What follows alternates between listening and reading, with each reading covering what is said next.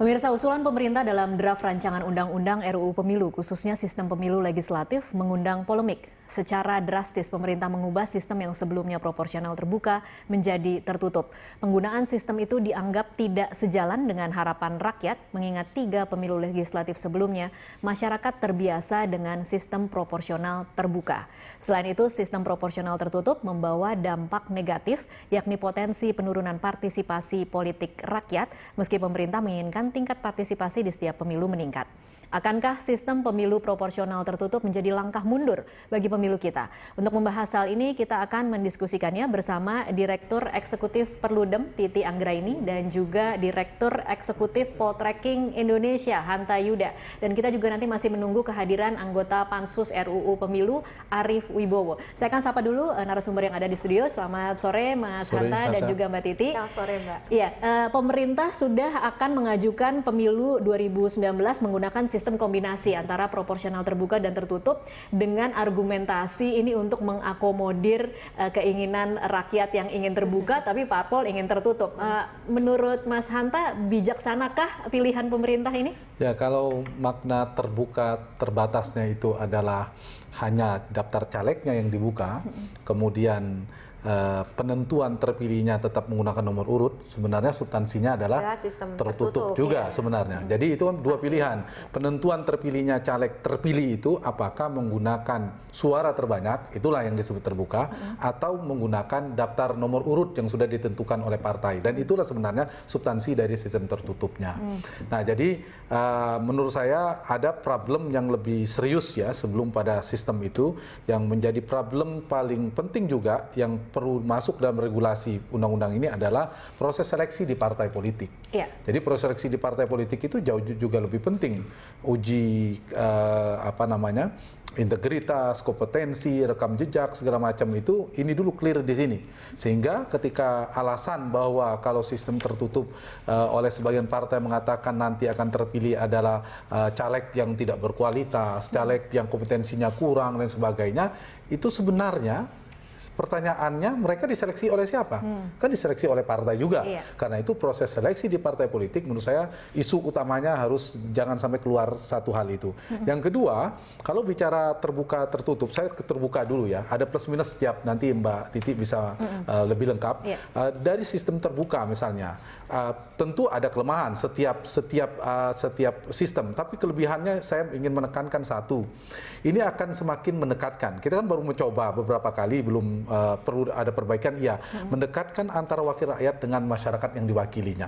Itu satu. Yang kedua, selain meningkatkan partisipasi publik, ada orang yang tidak suka, tanda petik ya, misal trust partai yang relatif tidak tinggi, tapi dia karena misal terasa maju sebagai caleg karena dia suka dengan orangnya, bisa jadi meningkatkan kualitas itu. Yang ketiga, ini juga bisa mendorong kualitas demokrasi kita. Kualitas demokrasi itu pilihan publik itu partisipasinya betul-betul tidak hanya menjadi penonton dalam demokrasi. Secara internal juga punya keuntungan. Keuntungan partai adalah ini akan menggairahkan tanda petik mesin partai karena semuanya terlibat bertarung asalkan dikelola. Dan satu lagi dampak positifnya adalah mendorong kinerja partai maupun DPR karena dia punya pertanggungjawaban yang lebih jelas ya kepada dapil yang dia wakili, meskipun punya kelemahan. Pasti yang dituduhkan soal politik uang. Padahal ini jangan-jangan problemnya bukan di situ. Isunya soal penegakan hukum pemilu misalnya. Dituduh nanti atau dampak negatif bisa jadi yang perlu diantisipasi adalah mereduksi peran partai. Padahal kan saya katakan tadi seleksinya kan ada di partai. Jadi belum tentu juga dia melemahkan partai. Ditambah tentu satu lagi terakhir adalah lemah itu bisa jadi saling melemahkan di antar kandidat. Jadi ada konflik, kemungkinan konflik. Dan itu sebenarnya kan bisa diselesaikan di mekanisme internal partai maupun regulasi pemilu. Oke, baik, kita tanyakan ke anggota Pansus Pemilu. Ada Arief Wibowo yang sudah terhubung bersama kami melalui sambungan telepon. Selamat sore, Mas Arief. Selamat sore, Mbak. Iya, Mas Arief, kalau tadi Anda mendengarkan ada poin-poin yang diutarakan oleh Mas Hanta Yuda mengenai apa yang menjadi keuntungan atau nilai plus dari sistem proporsional terbuka. Anda sendiri punya argumen lain seperti apa, Mas Arief? Ya, kalau pandangan sekaligus pendirian fraksi Partai Demokrasi Indonesia Perjuangan, kita tetap mendorong agar bisa disepakati sistem pemilu kita nanti ke depan adalah proporsional daftar tertutup. Ya, selain sistemnya akan lebih sederhana, memudahkan rakyat untuk memberikan pilihannya.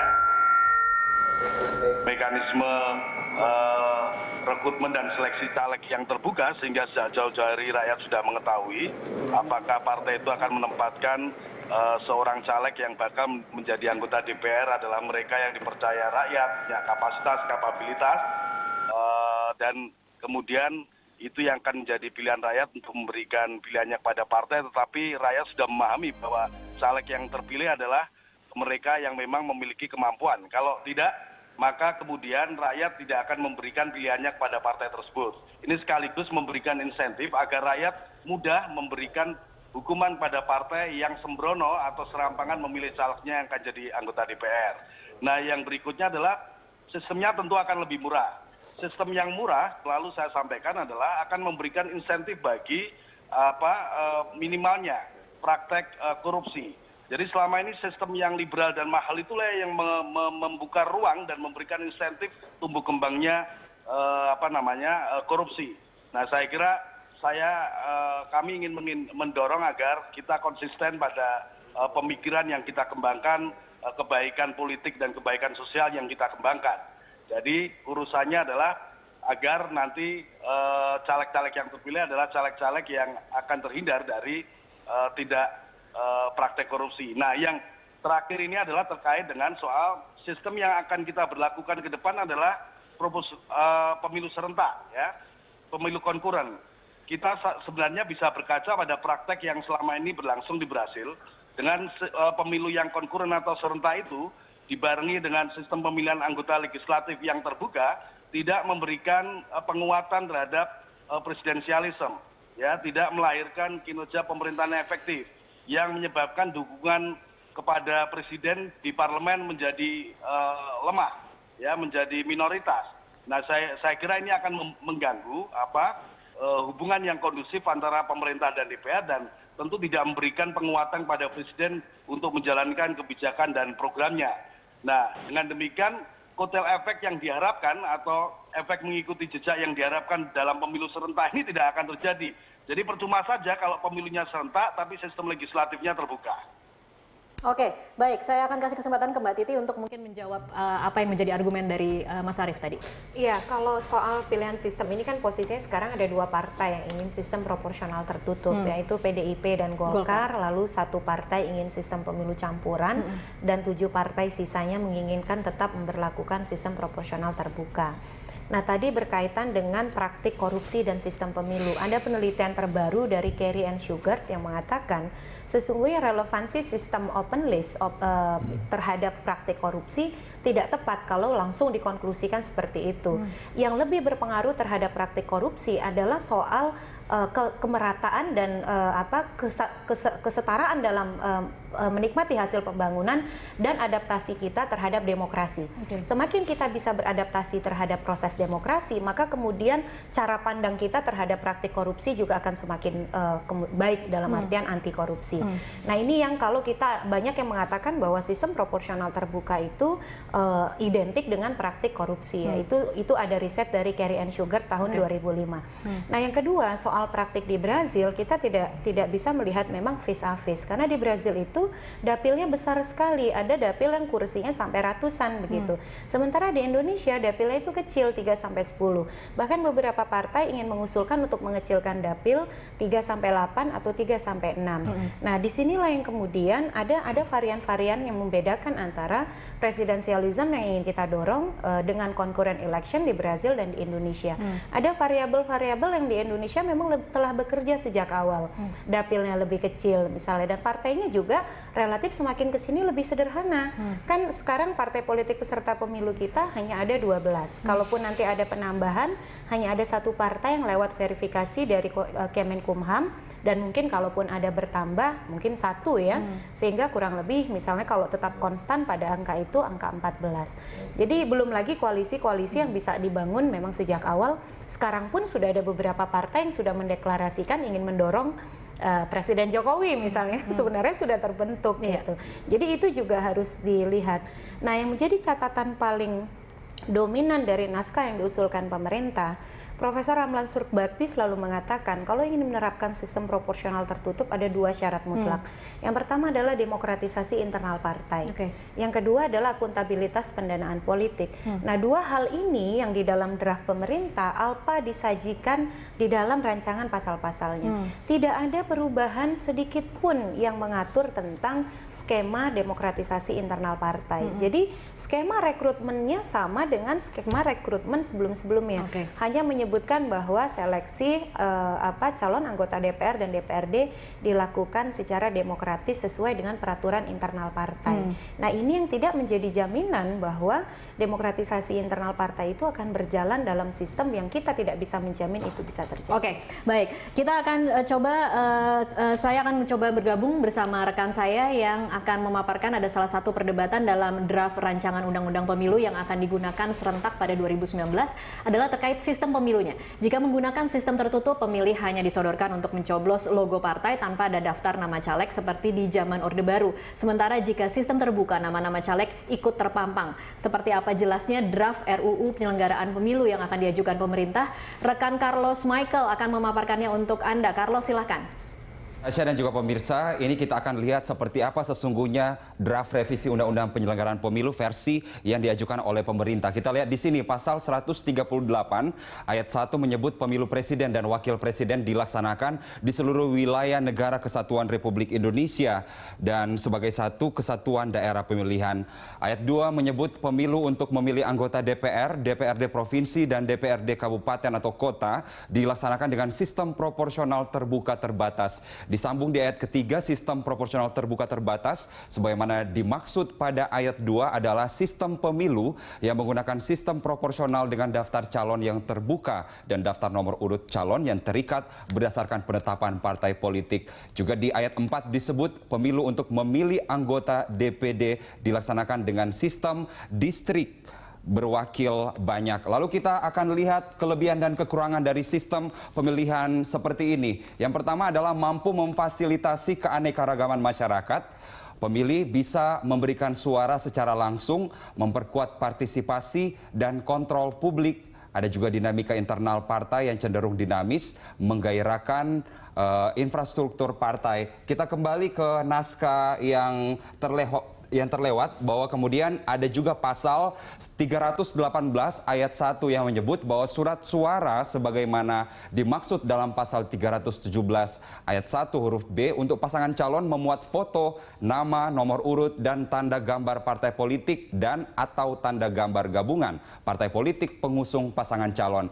Di ayat 2 disebut surat suara sebagaimana dimaksud dalam pasal 317 ayat 1 huruf B untuk calon anggota DPR, DPRD provinsi dan DPRD kabupaten kota memuat tanda gambar parpol, nomor urut parpol dan nomor urut dan nama calon anggota DPR, DPRD provinsi dan DPRD kabupaten atau kota untuk setiap daerah pemilihan. Di ayat 3 disebutkan surat suara sebagaimana dimaksud dalam pasal 317 ayat 1 huruf B untuk calon anggota DPD. Ini memuat pas foto diri terbaru dan nama calon anggota DPD untuk setiap daerah pemilihan. Selanjutnya juga ada pasal yang ada dalam draft ini 329 ayat 1 disebutkan pemberian suara untuk pemilu dilakukan dengan cara ada 3 cara. Yang pertama mencoblos 1 kali pada nomor, nama, foto pasangan calon dan atau tanda gambar partai politik pengusung untuk pemilu presiden dan wakil presiden. Kedua, kemudian disebutkan di sana mencoblos 1 kali pada nomor atau tanda gambar parpol untuk pemilu anggota DPR, DPRD provinsi dan DPRD kabupaten atau kota. Lalu yang ketiga adalah mencoblos 1 kali pada nomor, nama dan atau foto calon untuk pemilu anggota DPD. Juga disebutkan di pasal 401 draft revisi undang-undang yang disodorkan oleh pemerintah ini penetapan calon terpilih anggota DPR, DPRD provinsi dan DPRD kabupaten atau kota dari parpol peserta pemilu berdasarkan pada perolehan kursi partai politik peserta pemilu di suatu daerah pemilihan ditetapkan berdasarkan nomor urut calon sesuai urutan yang tercantum pada surat suara.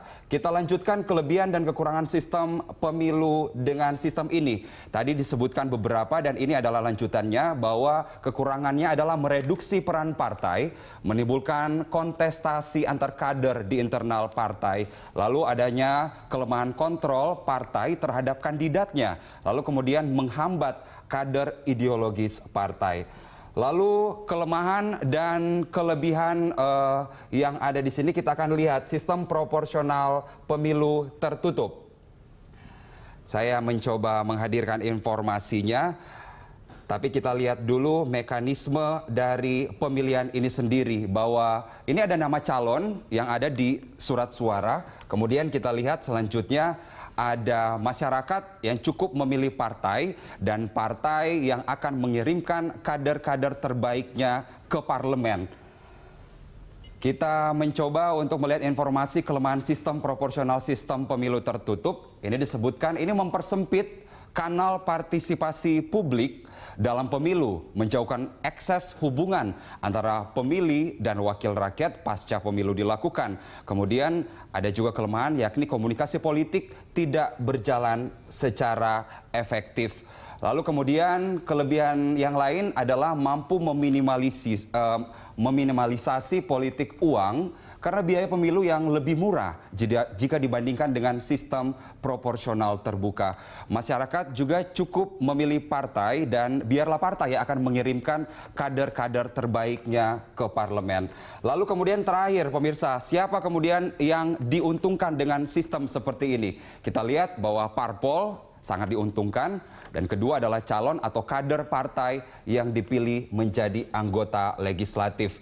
Selanjutnya masyarakat atau pemilih karena memberikan suara secara langsung, dan yang terakhir adalah partisipasi dan kontrol publik terhadap pilihannya.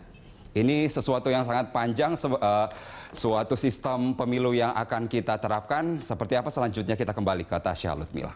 Baik, terima kasih Carlos untuk paparannya. Saya akan kembali lagi ke Mas Arief. Mas Arief, saya ingin minta komentar Anda terhadap pernyataan terakhir tadi yang diungkap oleh Mbak Titi dari Perludem soal pernyataan dari Profesor Ramlan Surbakti yang menyatakan bisa saja dilakukan secara tertutup asalkan ada dua hal, yaitu demokratisasi internal partai dan akuntabilitas partai itu sendiri. Komentar Anda? Ya, saya kira itu konsekuensinya, ya. Itu konsekuensinya. Tadi saya mengatakan, kalau sekarang yang berlangsung selama ini prakteknya dengan proporsional daftar terbuka suara terbanyak, rakyat tidak bisa menyalahkan partai, ya. Sebab begini, kira-kira partai akan mengatakan kami memberikan banyak pilihan. Kalau Anda memilih caleg yang kita sodorkan si A dan itu kemudian dipilih oleh mayoritas sehingga menjadi anggota DPR, tapi pada saatnya dia tidak berkinerja dengan baik, nah partai tidak bisa disalahkan, kan partai memberikan banyak pilihan. Tetapi kalau dalam sistem tertutup jelas dipastikan bahwa yang akan terpilih menjadi anggota DPR adalah mereka yang ada pada nomor urutan atas. Mengapa mereka dalam posisi nomor urutan atas? Karena partai melaksanakan kaderisasi. Kualifikasi kader yang terbaiknya pasti akan ditaruh di nomor atas. Yang kurang baik artinya masih pemula misalnya akan ditaruh di nomor bawah.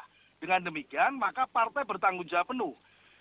Dan pertanyaannya bagaimana memastikan partai akan melakukan itu? Kita mungkin bisa percaya PDIP melakukan itu, kita ada melihat beberapa kader-kader, tapi bagaimana memastikan seluruh partai lain akan melakukan apa yang dilakukan oleh Anda? Begini, kan ada undang-undang partai politik yang memerintahkan kepada setiap partai untuk melakukan pendidikan politik, melaksanakan kaderisasi. Nah, kita kan mendorong itu, tetapi kemudian pada saat bersamaan kita hancurkan sendiri sistem itu, begitu loh. Nah, jadi saya tidak menyatakan pilihan terhadap sistem yang lain itu salah. Menurut hemat kami, fraksi PDI Perjuangan, partai kami adalah ini soal nilai yang dianut, soal pemikiran politik, soal pandangan politik, yang saya kira memang basisnya berbeda. Kami tidak menginginkan sistem politik kita nanti didikte oleh para pemilik kapital, dan itu sudah terbukti dalam 2 kali pemilihan mulai tahun 2009 dan 2014. Saya kira itu yang sekarang terjadi, sehingga kalau kemudian ada banyak kritik terhadap lembaga perwakilan rakyat, saya kira bermula dari sistem yang tidak memberikan insentif, memberikan dorongan, yang tidak menciptakan bagi tumbuh kembangnya demokrasi yang sehat, yang melahirkan orang-orang anggota DPR yang mengedepankan altruisme politik, altruisme sosial, altruisme di bidang yang lain untuk kebaikan bersama. Nah, sekarang kita tinggal memilih saja dan harus kita selaraskan dengan tujuan pokok bernegara kita. Kita ingin menciptakan satu sistem yang memberikan dorongan kepada terwujudnya kegotong royongan, kemudian penguatan kelembagaan partai politik, kaderisasi yang dijalankan, ya, pemerintahan yang efektif atau tidak, dan juga sistem itu harus bisa meminimalisir korupsi. Saya kira itu yang paling penting. Baik. Kalau biayanya sangat mahal, mana mungkin korupsi bisa kita berantas? Pasti akan membuka, mendorong orang untuk berlomba-lomba mencari rente. Oke, baik.